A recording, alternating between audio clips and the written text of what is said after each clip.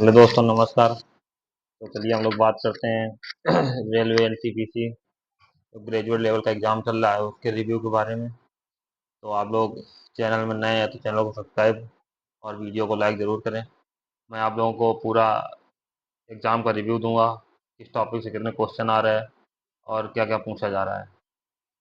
तो चलिए, तो आप लोग सुनिए। अभी जिसका एग्ज़ाम नहीं हुआ है, जिसका एग्ज़ाम हो गया तो भाई उसका तो हो गया है, लेकिन जिसका नहीं हुआ है उसके बारे में बता दूं तो कितना सेफ अटेम्प्ट रहेगा और कौन से रेड जोन है और कौन से मतलब ग्रीन जोन है, किसमें कम कट ऑफ जाएगी और किसमें हाई कट ऑफ जाएगी। तो हम लोग इसी के बारे में बात करेंगे। आप लोग थोड़ा सुनिए और अपना देखिए। मैं बोर्ड तो लिया नहीं हूँ कि बोर्ड में आप लोगों को लिख के बता दूं किस टॉपिक से कितना आएगा, लेकिन मैं आप लोगों को ऐसे ही नॉर्मली बताऊंगा। आप लोग थोड़ा सुन लीजिए और उसी टॉपिक से थोड़ा पढ़ के जाइए, क्योंकि भाई रेलवे ने अपना रिव्यू मतलब बंद कर रखा है। तो इसलिए मान लो अभी मैं बताऊंगा आपको टॉपिक, आप उसी टॉपिक से थोड़ा ध्यान से पढ़ लीजिए और अपना पेपर अच्छे से करिए, क्योंकि वैकेंसी तो थोड़ी कमी है इस बार ग्रेजुएशन ग्रेजुएट लेवल में।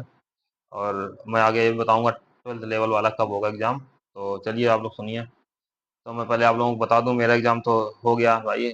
मैं अपना एक्सपीरियंस बताऊंगा आप लोगों को। तो भाई मैं बता दूं आप लोगों को, जैसे रीजनिंग थी, रीजनिंग मतलब 30-30 नंबर के आ रहे हैं। 30 रीजनिंग, 30 मैथ आ रहा है और 40 नंबर का जीके जीएस और साइंस और कंप्यूटर और करंट अफेयर, यही सब आ रहा है मान लो। तो पहले मैं आप लोगों को बता दूं जीके जी रीजनिंग के बारे में बता दूं। रीजनिंग तो भाई नॉर्मल आ रही है, 15-20 क्वेश्चन नॉर्मल आ रहे हैं जैसे सभी में आते हैं। और 5-10 क्वेश्चन टाइम टेकिंग है, जो मतलब घुमा फिरा के पूछता है कि सिटिंग वाले की 5वीं मंजिल पे बैठा है कोई, मतलब तीसरी मंजिल पे बैठा है, दूसरी मंजिल पे बैठा है, तो ऊपर से तीसरे नंबर पे कौन बैठा है, ये वाले क्वेश्चन आ रहे हैं। इसके बाद सिटिंग वाले आ रहे हैं कि एक गोलाकार मतलब मेज है, उसके चारों 7 आदमी उसके एक केंद्र के अंदर बैठे हैं मुंह करके, और मतलब तो किसी के बगल में कौन बैठा है, ये वाले क्वेश्चन आ रहे हैं। और फिलिंग वाले आ रहा था, एक क्वेश्चन आया था कि मतलब ABCD, EFG नहीं लिखा होता है उसमें, फिल बीच बीच में करना होता है, पैटर्न बनाना होता है, वो वाला एक क्वेश्चन था। और इसके बाद एक रिलेशनशिप था क्वेश्चन, ब्लड रिलेशन से।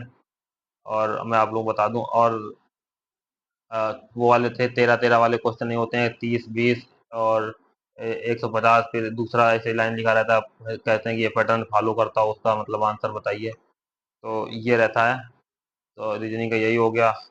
और नॉर्मली क्वेश्चन रहते हैं कुछ तो मतलब सॉल्व करने मतलब बेसिक क्वेश्चन रहते हैं रीजनिंग के, वो आप कर लेंगे। तो बस ये जान लीजिए, रीजनिंग में सेव अटेम्प्ट रहेगा। जो आप लोगों को 30 क्वेश्चन आते हैं उसमें से आप 25 से 28 क्वेश्चन तक नॉर्मली कर सकते हैं, है ना। कोई कोई 30 में 30 मारता है, लेकिन 28 तक 27-28 क्वेश्चन रीजनिंग में नॉर्मली हो जाते हैं।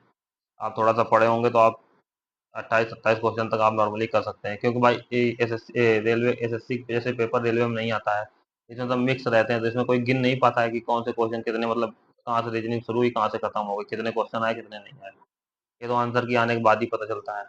तो ये भाई रहा रीजनिंग का। अब मैं मैथ के बारे में बता दे रहा हूँ। मैथ भाई देखो आ रही है थोड़ी टाइम टेकिंग, टाइम टेकिंग आ रही है। तो उसमें मेन चीज़ ये है कि जो क्वेश्चन आ रहे हैं वो कैलकुलेटिव क्वेश्चन आते हैं।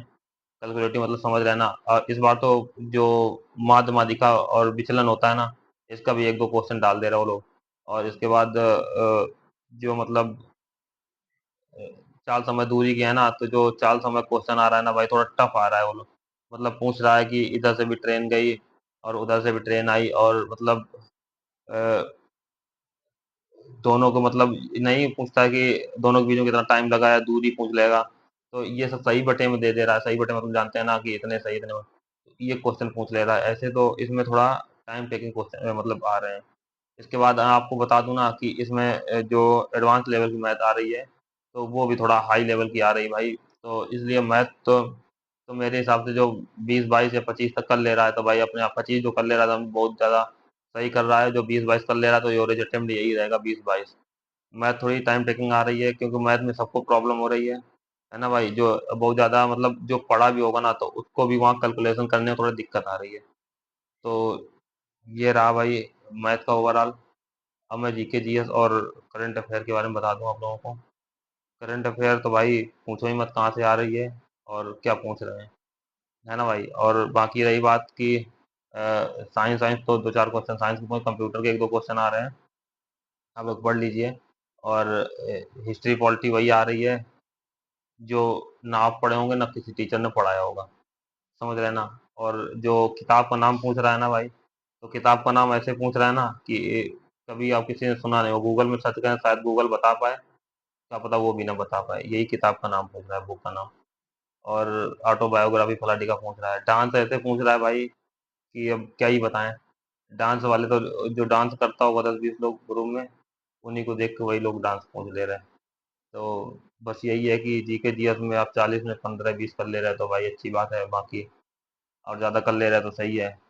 तो जीके जीएस का तो बता दिया आपको क्या है। साइंस वाइंस आप थोड़ा करने को कोशिश करेंगे, न्यूमेरिकल एक दो तो शायद आ जाए, है ना। और बाकी आपको मैंने बता ही दिया कि डांस तो आप मतलब आ गया तो ठीक, ना आया तो ठीक।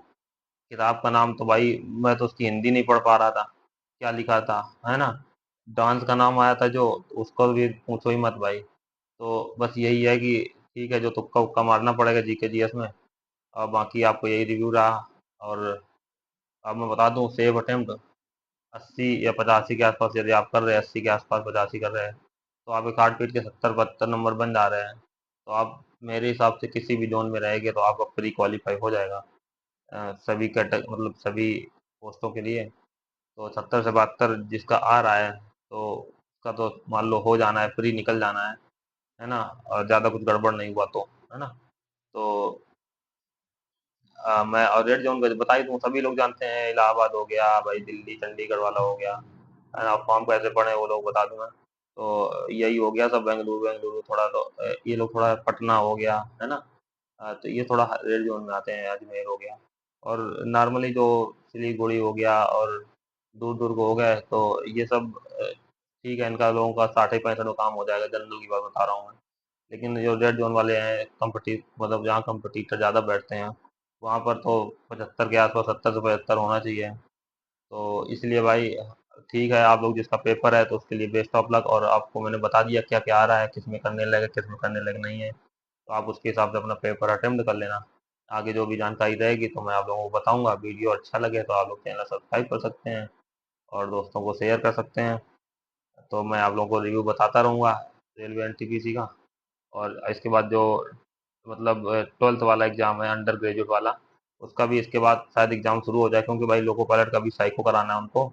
और जेई का तो प्री मेंस हो ही गया है, इसके बाद बस यही बचा है उनके पास, लोको पायलट का साइको, और कोई एग्ज़ाम है नहीं। इसके बाद एसएससी का एग्ज़ाम चालू हो जाएगा, तो ये लोग थोड़ा लेट हो जाएंगे, इसलिए मतलब अंडर ग्रेजुएट वाला एग्ज़ाम भी जल्दी कराने की कोशिश करेंगे लोग।